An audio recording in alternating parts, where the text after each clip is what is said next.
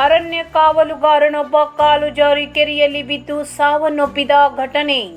ಜೊಯ್ಡಾ ತಾಲೂಕಿನ ಗುಂದದ ಕೆರೆಯಲ್ಲಿ ಅರಣ್ಯ ಕಾವಲುಗಾರನೊಬ್ಬ ಬಿದ್ದು ಸಾವನ್ನಪ್ಪಿದ ಘಟನೆ ಶುಕ್ರವಾರ ಮಧ್ಯಾಹ್ನ ನಡೆದಿದೆ.